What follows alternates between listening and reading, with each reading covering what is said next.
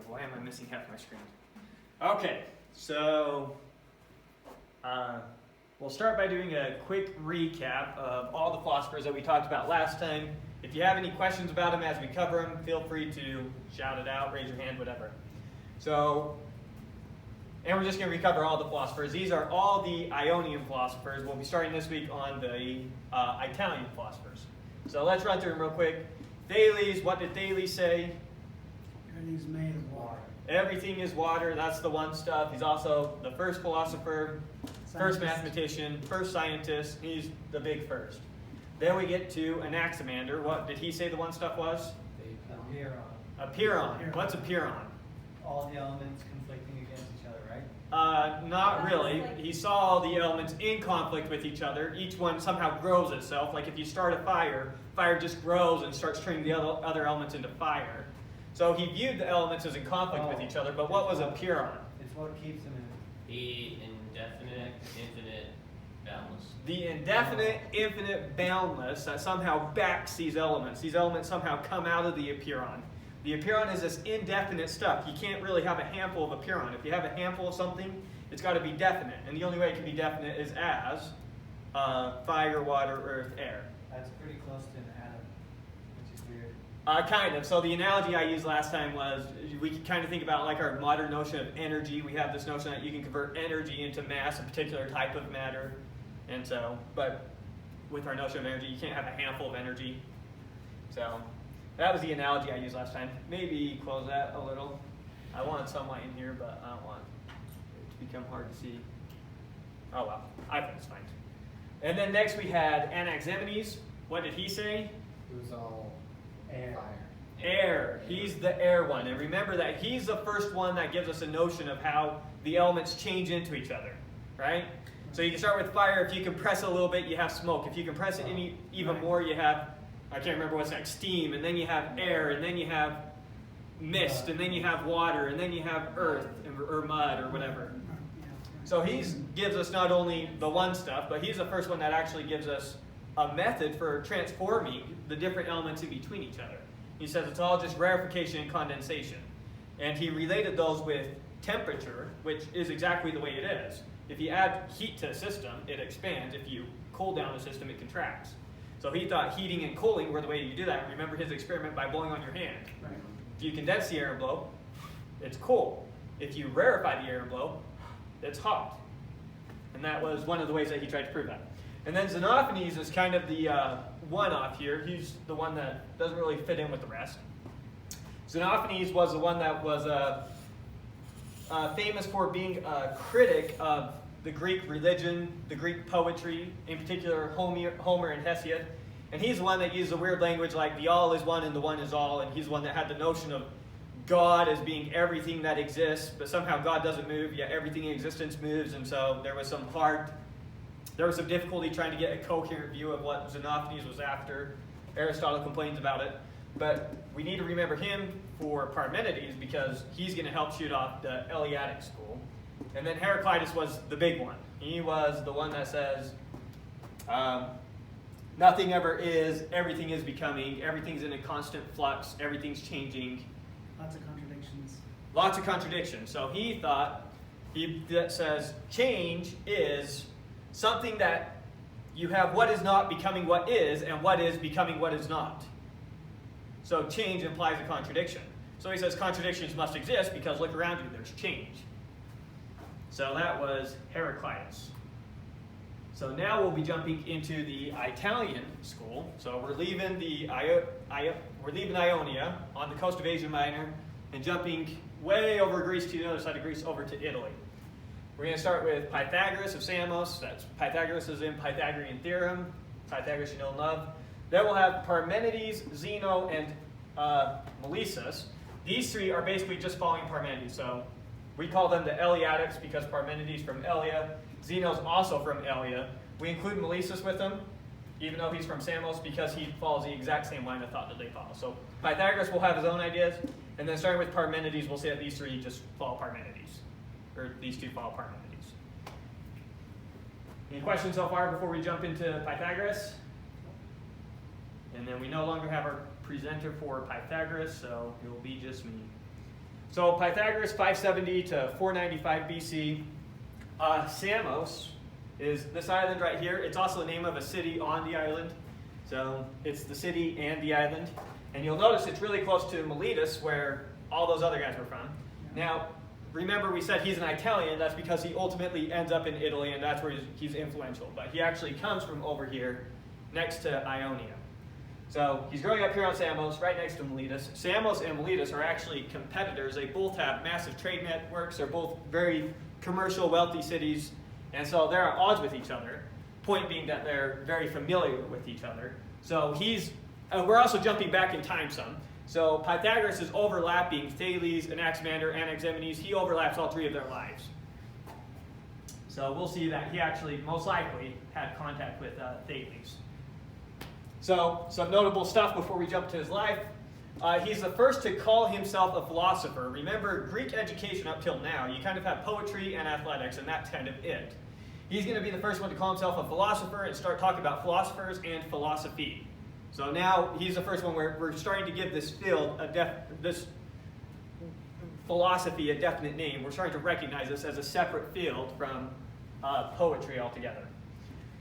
You know him from the Pythagorean theorem. You might know him about the 5 regular solids. He's one that came up with those. In case you don't know the 5 regular solids, here they are. Tetrahedron, cube, octahedron, isosahedron, and dodecahedron. Any of you who have ever played with dice are probably familiar with all these shapes very much.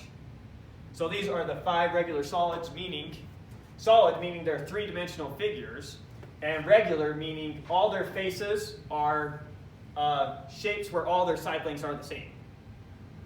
So these are all the possible regular solids that you can have. You might think about a soccer ball. A soccer ball uses pentagons and hexagons, so that's cheating. It's not regular. It's not just using one shape. So if you were to create a surface with only one shape, these are the 5 possible surfaces that you can make. There's only 5 possible surfaces. There's only 5 possible surfaces with just a regular shape. And those are them, which is why those are used for dice a long time. Donnie, Yeah. do we have any written works from him, or is it just all word of mouth? Even worse than not having written works. We don't have written works, so the school he starts is a very secretive school, and they also have this habit of attributing anyone's accomplishment to everyone or to Pythagoras. So we're going to have the Pythagoreans do a bunch of stuff, and we just say Pythagoras did it, because there's no way for us to distinguish. So not only do we not have any of his works, but we have no way of distinguishing what he did versus what his followers did, because they all just keep attributing it to him. So, double loss there. In dice, there's a 4-sided dice, which is the tetrahedron. Uh-huh. The 6 is the cube. Uh-huh. The 8 is the octahedron. Uh-huh. There's a 10-sided dice, a 12-sided dice, and a 20-sided dice. So this is your 12, this is your 20, whatever your 10 is, go take a close look at it. It's not regular. Why are It's those not the using the only same ones? shape on every side. Huh? Why are those the only ones? You think I just had that proof ready to go? I'm not even sure if you can just use graph theory to prove this. I'm tempted to say you could, but I'm not It's positive. an actual proof, like it's true. Yeah. One of the only ones. Yes. Okay, so those are the 5 regular solids, and then the theory of proportion, that has to do with similar triangles, and later the fact that a line we represent as just a ratio. So a line, you are used to the simplest line is y equals to some constant times x, or y over x always being the same number. It's related to that, which also helps with similar triangles for any of those of you who have done analytic geometry. You're used to calculating things like that. And then one of his big ones, discovered musical notes could be expressed mathematically. So he's going to be the father of music theory here. And this is going to be one of the first empirical discoveries ever made, scientific empirical discoveries. He claimed the Earth was spherical and divided into 5 climate zones. So he claimed the Earth's a sphere, and then at the poles it's colder, and then you have intermediate, and then warmest at the equator. Some say that he came up with that. Others argue no, that didn't happen until Aristotle. Discovered morning and evening star were the same. Do we know what the morning and evening star is? No one? Venus. Venus is the morning and evening star. You might notice that when it's first getting dark and you look to see the first, I don't know if you ever did that as a kid, did it all the time, trying to see the first star you can see, it's usually right there on the horizon, right close to the sun. And then never in the morning because we live close to mountains. But the evening one. Wouldn't they have a different sky than us? Doesn't. Wait, no, never mind. Venus I'm is still thinking close to of- the sun. Yeah, I'm thinking of all the other stars. Mercury, Venus, Earth. Mercury and Venus are really close to the sun. You're never going to see the sun right here and Venus over here.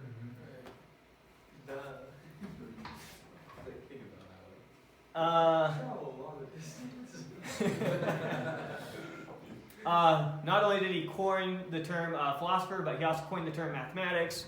And Pythagoras, basically what the Pythagoreans do with mathematics, he's the most notable name in mathematics until we get to Euclid. So there really is no proof on how he proved that the Earth is spherical.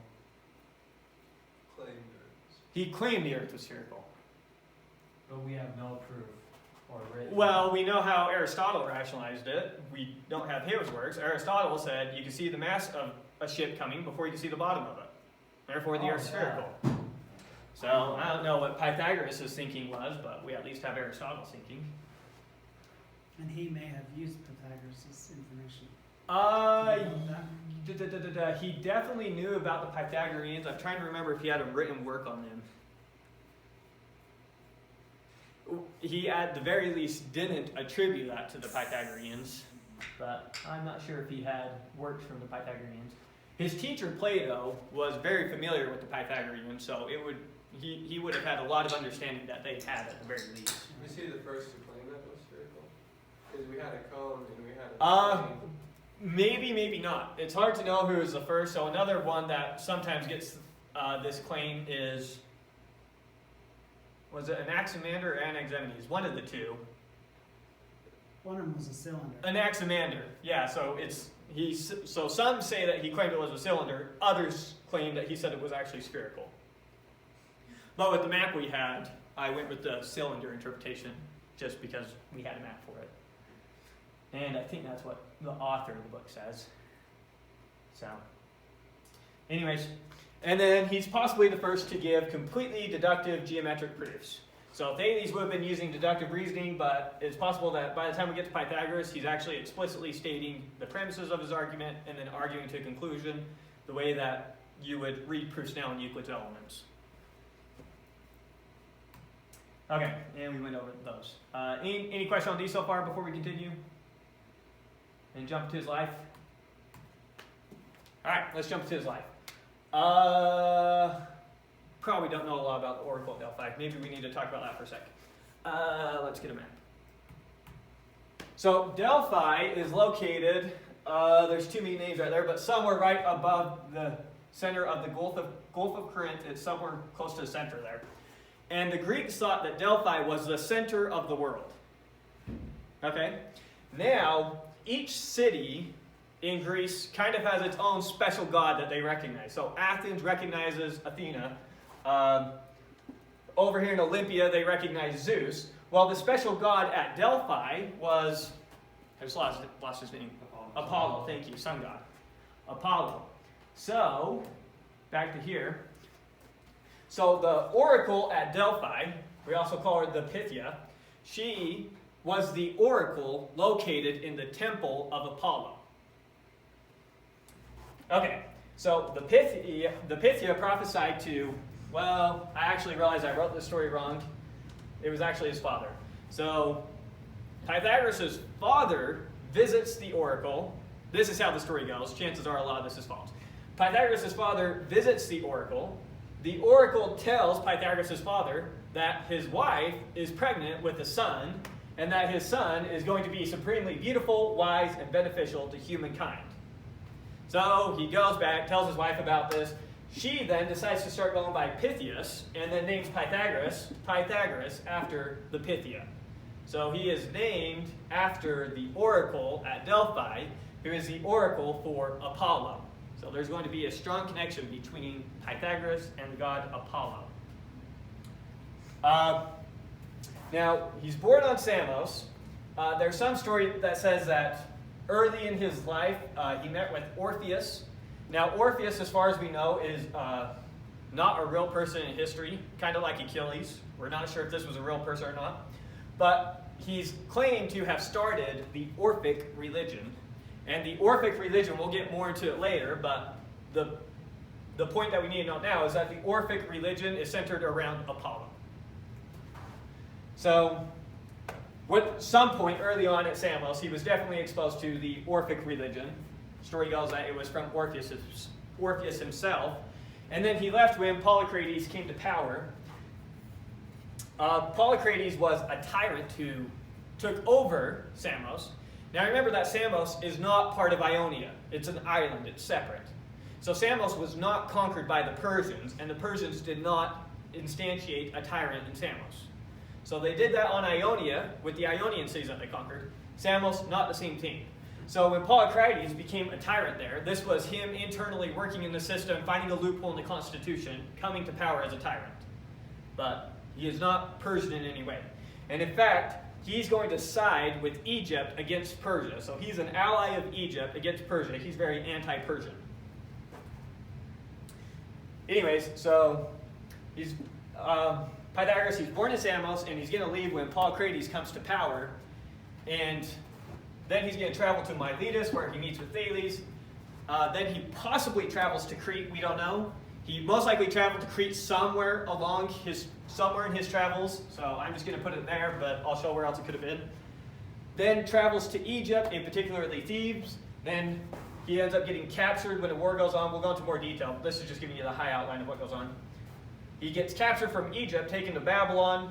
He ends up being released and then travels back to Samos. Possible that he traveled to Crete, then Samos. That's the other place where he possibly could have traveled to Crete. And then ends up moving to Croton. So Croton is over in southern Italy. So this is why we consider him an Italian philosopher. And Croton's where he has his big impact. This is where he's going to end up setting up his school. And then ultimately, the locals at Croton drive him out. He ends up in Metapontum, which is a city close to Croton, still in southern Italy, where he dies. But he starts his school in Croton. They end up being attacked and driven out, but his school continues on.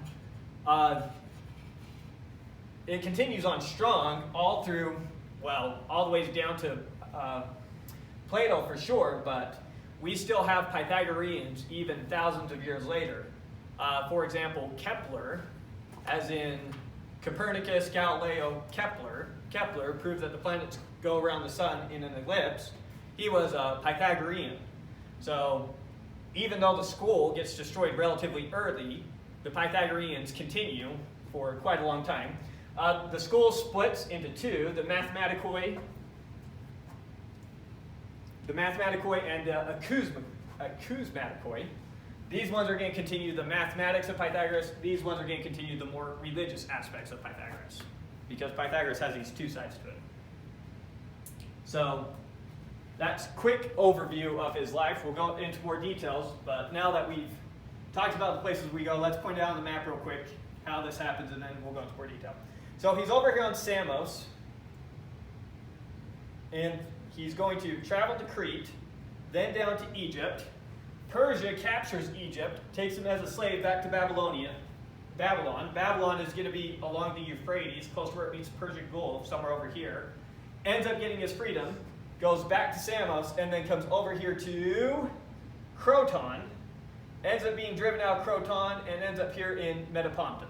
And that's where he dies. Follow that? Okay. So let's do it again now with a little bit more detail. So, met with Thales. Now remember, Thales had already gone to Egypt. That's where he came across a lot of mathematics, and then he started making abstractions to talk about mathematics. So Thales here is the state of the art when it comes to the condition of mathematics. So he meets with Thales. Thales is going to be a teacher of him, particularly with mathematics, and then Thales tells him, but if you want to get straight to the source of this stuff, you got to go back to Egypt. That's where it's at, because that's where Thales was educated. So Pythagoras decides that he's going to travel to Egypt. Now this is when he's roughly 20 years old. He goes to Egypt, and he's there at the Delta, first city he comes across, the priests kind of reject him, saying, no, we're not going to teach you. So he's working his way up the Nile. He eventually finds priests in Thebes willing to take him on. So he makes it a good way up the river before he finds some priests willing to take him on. Remember, it's the priests that are responsible for the education in Egypt. So he's got to get priests to take him on because they're the ones who know about all this stuff. Part of what enabled him to even get in is, since he's from Samos, where Polycrites is a tyrant, is allied with Egypt, then it's through that connection that he's able to even get priests to take him on. So they take him on, and so he's finally able to get educated in geometry in Egypt. And in Egypt, he sees that geometry, it's not abstracted. It's not points, lines, and planes, but rather stakes, ropes, and fields. It was physical and void of abstraction. While the Egyptians had cataloged a lot of useful mathematical information, the notion that a line could be used to represent a rope, the edge of a field, or the path of crow's flies had not occurred to them. If you had gone to an Egyptian and you had asked them, how do you calculate the area of this particular field, they would have had a way to do it.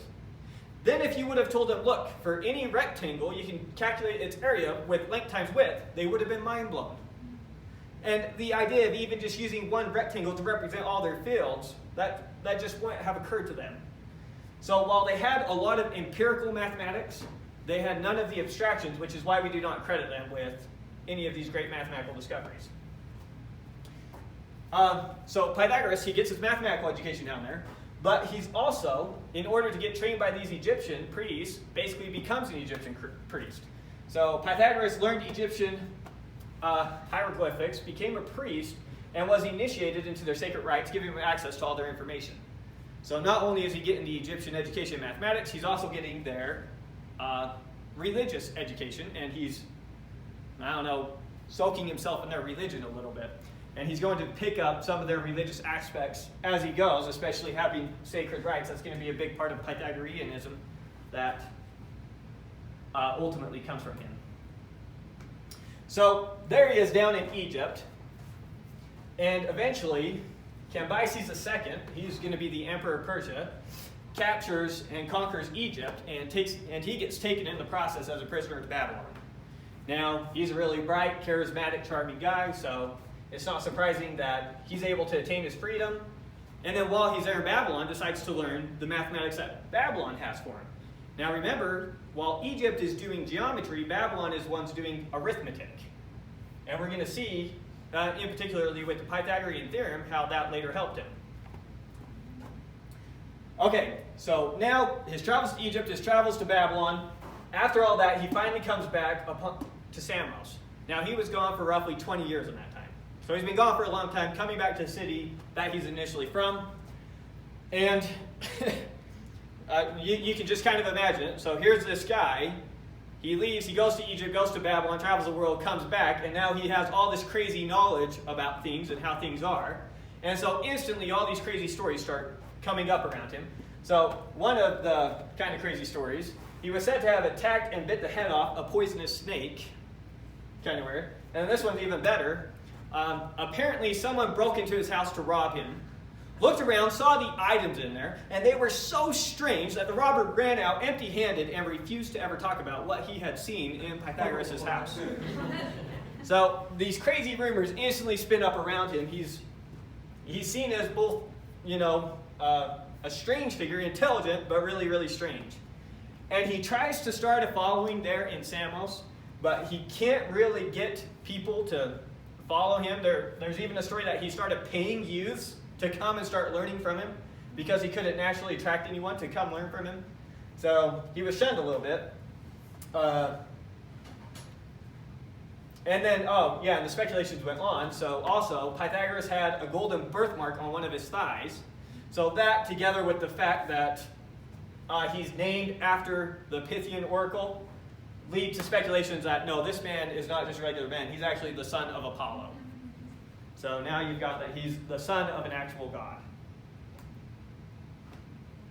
Okay, so he can't really get any sort of a following in, where were we, Samos. So he moves to Croton. Croton's going to be a younger colony, so less established, probably don't know him as well. So he moves to Croton, and there he establishes his Pythagorean school. And in short, it's a weird hybrid between Orphism, so that's a religion. We'll get more into what that religion is here in a second, but Orphism and then mathematical investigation. So very strange hybrid of the two, and it kind of just takes off in Croton. He quickly gains 300 members. So this school that he ends up setting up isn't a school like we think of. Probably the closest thing that would appeal to our intuition is like the monastery of a monk's monastery. That's the closest thing. So they set up this ascetic, communal lifestyle. They had secret rites and held men and women were equal, and eventually started believing that Pythagoras had received divine revelation. So you've got this weird communal society of people with this Orphic religion who also spend a ton of time just investigating mathematics. Just strange combination. Now, they're doing pretty good at Croton. So, probably should have shown this other city.